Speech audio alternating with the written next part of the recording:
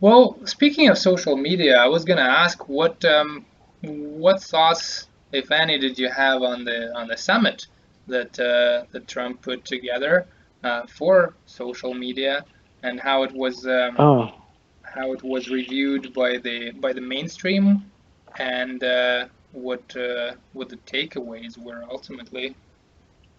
well, most of my understanding of what happened there is just coming from Tim Pool, who was there for some of it or most of it, and then he left. But I like the idea. My gut instinct on the way Trump plays things is he's rubbing this in the face of the traditional media. He's invited a whole bunch of new media figures to hobnob with him up Hmm. close and personal, and saying, "No, my allies are in new media because the traditional media um, is against me, but they're also becoming obsolete. Their business model is dying, and this is the future. And they get to be here at the White House." So in a way, I think it's just a slam on the old media. And I think What they do you took it think? as one. I think they have been really well. I mean, that's the thing. Like one of the cool things about his entire approach is that he is not particularly um, he's not particularly bothered by how things have been done or ought to be done or any of that stuff. So that is refreshing. Like the fact that he Mm-hmm. just decided, like, I'm not gonna even bother inviting the traditional press corps. I'm gonna have like this cool invite the cool new kids and have them do their bit. And yeah, like I mean, you could make an argument that it wasn't organized particularly well, and maybe he could have balanced out the roster a little bit more. But it was it was innovative, it was refreshing, Mm-hmm. and it was a cool move. I think ultimately Ah, it was a smart choice, and yeah, I mean, of course, you can make all kinds of criticisms about how it could have been improved, and maybe in the future it will be. But as an initiative, I thought it was ultimately a success. yeah, well, that's cool, man. Yeah, it's hard to see things like outside of the Trump lens, which makes everything look weird and crazy. Because if you can imagine like Obama hosting a summit for new media figures, it would Hmm. probably be seen as this like really interesting and futuristic minded thing to do. Yeah. Like recognizing that the future is coming in new media, and it's really cool that he gave them a seat at the table. But because it's Trump and it's 2019 and it's the culture wars, it immediately has takes on all these other sinister implications. Hmm. So it's like it's hard to see outside of that. Your perspective there, I think, escaped, got outside of that lens. Well, I mean, partially it's because I haven't really watched any of the coverage. It's probably for the best.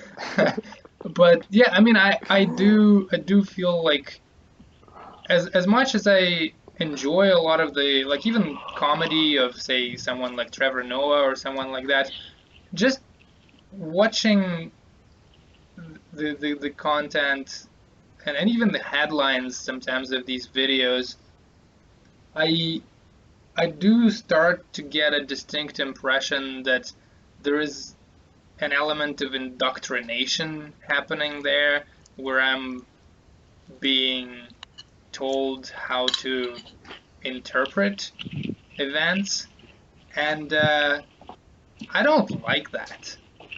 I Yeah, I I'm with you, find man. I find that condescending and ultimately boring.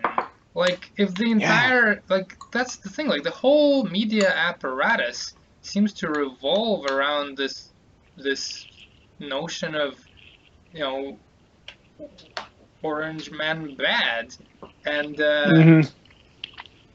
and like it's just kind of unimaginative and Hmm. dull at this point. It's like, sure, like, I mean, people panicked and they thought that he was gonna take everyone to war when he first got elected because, he really was a wild card and nobody really had a good sense for what he was about. But like now you do. So can we move on? Mm-hmm. I agree. Yeah, I agree. He's played into the whole political correctness thing, which was a deeper problem. So that's harder for people to let go of. But I went through this whole evolution as well. When he came into office, I was scared of what he was going to do. I thought he might be this new fascist because America seemed very unstable at the time, Well, and those are also, the kind of situations there. do you think that maybe partially you thought that way because of the coverage that you received? Yeah, it's possible. Yeah, I'm sure I would have been influenced by that to some degree, but I do have the ability to like separate myself from that because I've separated myself from it since. So I can't just attribute it to media influence. I was looking at like things that he actually did seem to say. Like he seemed like he was implying that someone should assassinate Hillary. Right. I still believe that he was implying that to his followers that hey, maybe you can assassinate Hillary. Um, so there were definite I remember clues. when he said to Russia to look into her emails, but I don't recall the assassinate bit. That did that happen? Yeah, he was talking to. I'm sure people will disagree on the interpretation of this, but he was talking to gun supporters about gun rights, and he was trying to paint it as in like if the Democrats win, they're going to take away all your gun rights, and he said, and then there's not much you can do about it, I guess. Or there's not much you can do about it then. Well, maybe there's something you can do about it. Um, but anyways, and then he moved on. And I'm pretty sure that was pretty close to the exact quote, but he's obviously implying something there, and he's talking about guns and Right. protecting your gun rights, and it definitely seemed to me like he was suggesting, well, I guess you could shoot her. Right.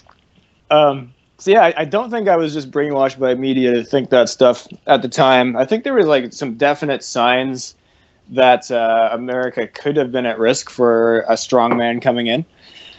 Yeah. And that he does have this authoritarian kind of personality. I think he put that on display. But since then, it's become obvious to me that the system of checks and balances in the U.S. has held him in check.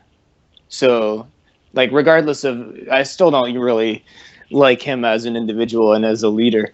But the system has done its job, and it has not devolved into a fascist dictatorship by any means. Right. So we can drop that fear. I've dropped that fear.